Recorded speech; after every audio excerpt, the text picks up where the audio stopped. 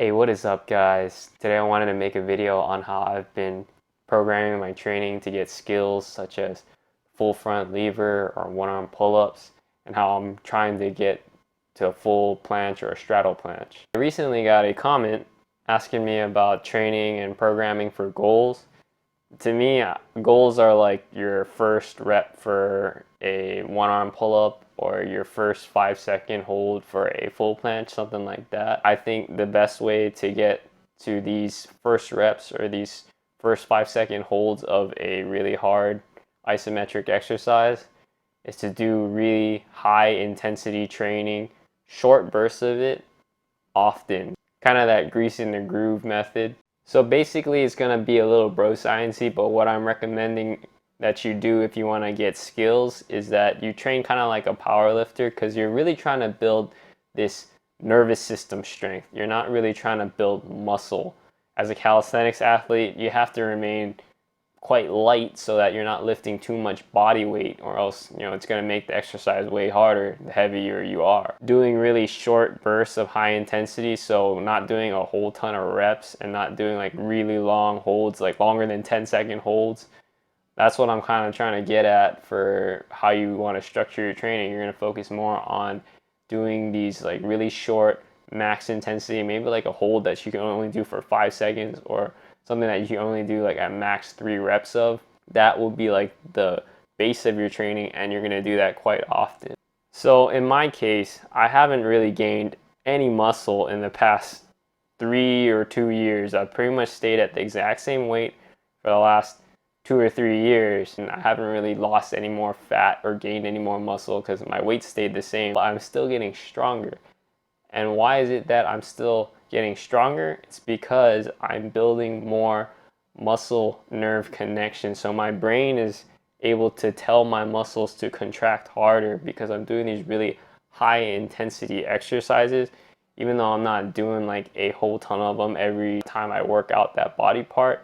I'm training it so my brain is more familiar with that feeling of contracting a muscle extremely hard, or recruiting more muscles to contract extremely hard to hold like a front lever, or to blast my strength up to do 1 rep of a 1-arm pull-up. So think about when you first started doing calisthenics, like maybe one of the first skills you learned was how to do an L-sit. Chances are you were already strong enough to do the L-sit if you just had some basic ab strength. I think a lot of people learn the L-sit pretty quickly if you're not overweight and you already were exercising pretty regularly. L-sit's not too hard, but when you were first trying to learn it, it felt really awkward. Like you couldn't contract your hips or your abs the right way to lift your butt off of the ground. But over time, as you did like L-sit exercises or L-sit progressions more regularly, your mind was able to understand how to contract the muscles correctly in order to actually do the L-sit. And my muscles didn't get any bigger because I'm still about the same weight and I look about the same. But I'm actually able to do 1-arm pull-ups now, and actually able to do front levers now, because my mind and muscle connection has just gotten that much better. And I think the best way to be able to do this and improve on building that mind-muscle connection is to do really high intensity exercises more often. In this sense, that's why I think it's not good to do like lower intensity isometric holds, like doing a tuck lever, so a tuck front lever for 30 seconds as part of your workout routine.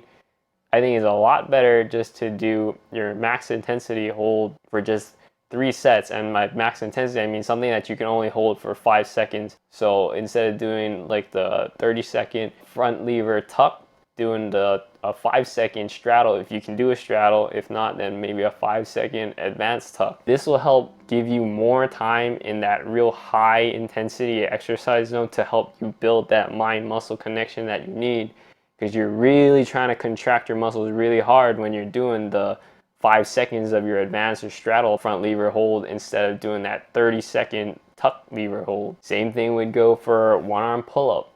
I'd say it's better to do your max intensity exercise for your 1-arm pull-ups. So let's say, for instance, you're doing the assisted 1-arm pull-ups. I think it's a lot better for you to do the ones where you can only do at most like 2 or 3 reps instead of doing ones where you can get like 10 reps out of it. Instead of doing one-arm pull-ups where I did the assisted ones holding my hand over here where I can like do like 10 reps of, I would do ones where I hold my hand over here, which are much harder, and do maybe only 3 reps of. In a sense, you're kind of trying to build strength like a power lifter. You're just trying to get that one lift. You're not trying to do a whole hypertrophy thing where you're trying to gain a shit ton of muscle and look like a bodybuilder. So lately I've been working on trying to get a planche. So trying to at least get to the point of a straddle planche. After I do some warm-up push-ups or maybe some squats or something just to get my body warmed up, and I'm going to train for my planche, I'm going to do 3 sets of the max intensity hold that I can do at the time.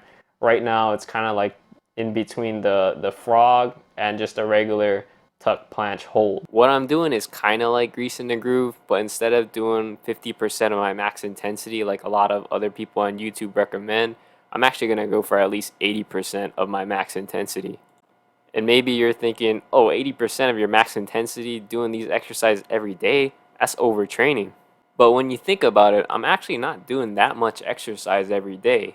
In total, it's only about 45 seconds. I'm only doing about 3 sets of 5 seconds each for max intensity planche holds, and then I'm only doing 3 sets of 10 seconds each for planche leans. I also won't be training any handstand push-ups or shoulder exercises during this time, so I'll only be focusing on planche. Keeping my workouts to this level should let me exercise pretty much every day or at least every other day. So these first 3 sets, these exercises I pretty much only can hold for 5 seconds max, like maybe a little bit longer, but other than that, I'm not going to do any hold in these first 3 sets that I can hold for longer than 10 seconds because I just don't think that's going to build that muscle-mind connection that I need to eventually progress to a full planche. Then I'm going to do some planche leans to kind of get the feeling of how it is to hold a full planche, because doing the planche lean, basically getting to the point where you're holding a full planche but your feet are on the floor to support you. And as I continue working on the planche, eventually I'll find some other accessory exercise that I may add in, but the bulk of my workout will be just those 6 sets, and mainly the initial 3 sets in the beginning, because I'm trying to really develop that mind-muscle connection on how to make sure my shoulders and my scapula and everything really fire correctly to get the most bang for the buck, the most strength that I can possibly get, so I can at least hold a straddle planche for at least like 5 seconds. So with this type of training, I think it works best if you can do it as often as you can without getting injured. So for when I was training for the full front lever, I did this type of training pretty much at least every other day or almost every day. I would try to at least put in a few max intensity sets of some type of front lever hold. So at the time, maybe it was straddle front lever. I would hold that for like 5 or 8 seconds for 3 sets almost every day. And I think that greasing the groove really helped my strength, my muscle and mind connection really build pretty quickly, because I usually don't progress pretty fast. It takes me a long time to learn skills. So I'm going to use myself as maybe some evidence, some anecdotal shitty evidence for this whole type of workout program I'm promoting. But let's see, I'm going to do this type of routine every day if I don't feel like I'm hurting too much. And we'll see if I can get the straddle planche pretty soon. And on another note, for learning skills, I also think that it's very important that you only focus on learning 1 skill at a time, or maybe at max 2 skills at a time. So don't be trying to focus on doing 1-arm pull-ups and front lever at the same time, or try to do planche and front lever at the same time, because it's just too much for you to focus on. That type of, mixing those 2 really intense exercises and trying to get them together really is taxing on your nervous system and taxing on your ability to recover. Tom Merrick, Bodyweight Warrior, check out his channel. He has a video on it. I'll link it. And he talked about how you're chasing too many goals.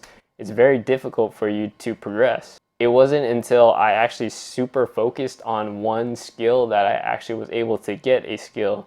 For instance, when I was trying to learn how to do the 1-arm pull-up, I only focused on really learning how to do 1-arm pull-up. If I was doing like handstand stuff on the side, that's just, to maintain. So I'd maybe do a few handstand push-ups every week just to maintain the handstand push-up. I wouldn't try to push it and try to be able to get stronger and do like 10 handstand push-ups in a row, because I was more focused on recovery and training specifically for the one-arm pull-up. Now, with everything I said, maybe there's a better way, and what I'm saying is all a bunch of just bro science, but I think it works somewhat. Alright guys, that's pretty much it for this video, and basically how I think is the best way to get to actually learning skills in calisthenics. Shout out to the guy that posted this question. I hope you get to the goals that you want to get to, and I hope this video helped you, and I hope this video helps you as well if you're trying to get more calisthenics skills. I guess I'll see you guys in the next one. Peace.